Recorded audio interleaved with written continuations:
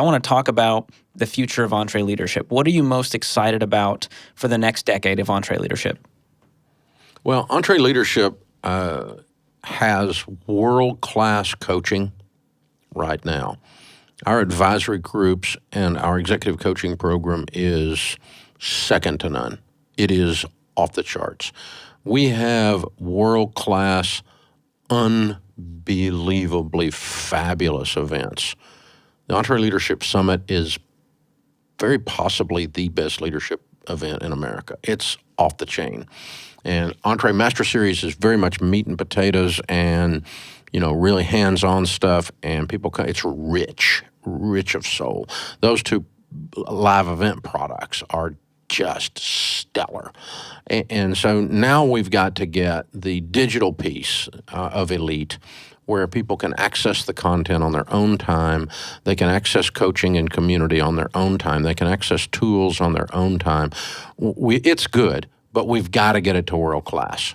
And that's what Dan Ram and the team are really leaning in on. We're going to continue to produce the other stuff at world-class level, but that's the thing that needs to level up around here.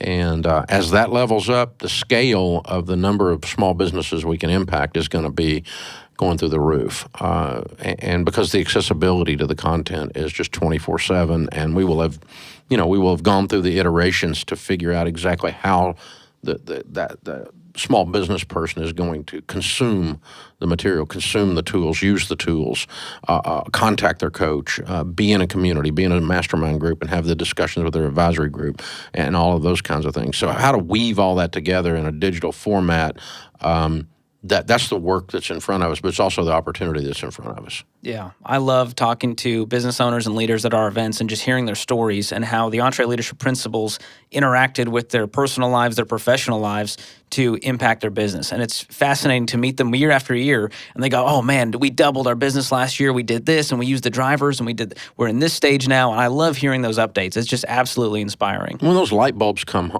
on above their head, it's almost like a cartoon, and then they run home and do the stuff. And then immediately, 6 weeks later, call us back and go, it worked!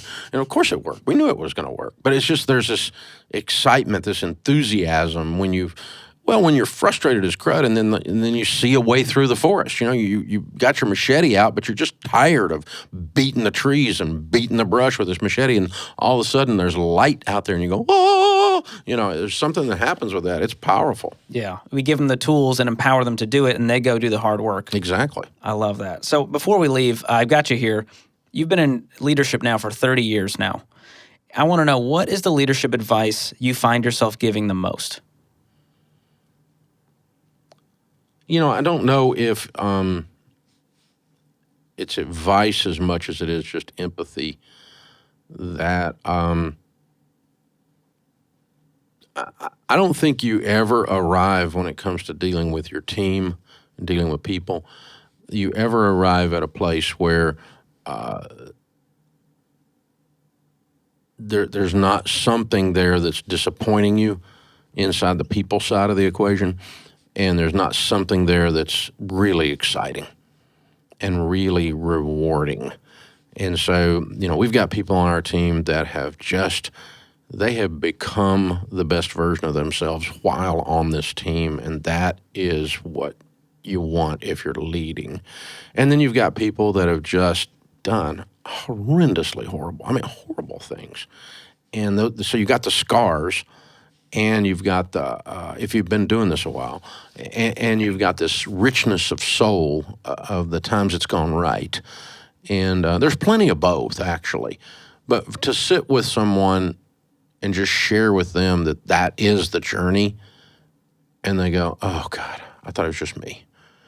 The empathy of just going, that's the journey. And instead they go, I thought I was the only one that dealt with my bookkeeper ripping me off. And I thought she was like a sister to me. And it's just, the money's gone. But you know what? It hurts so bad. It's hard for me to trust again.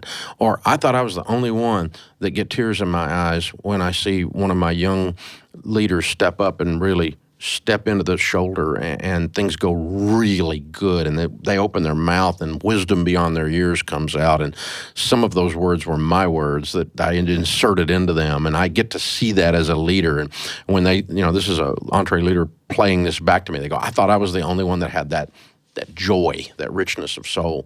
And so it's not really advice, it's just going, hey, this is the journey.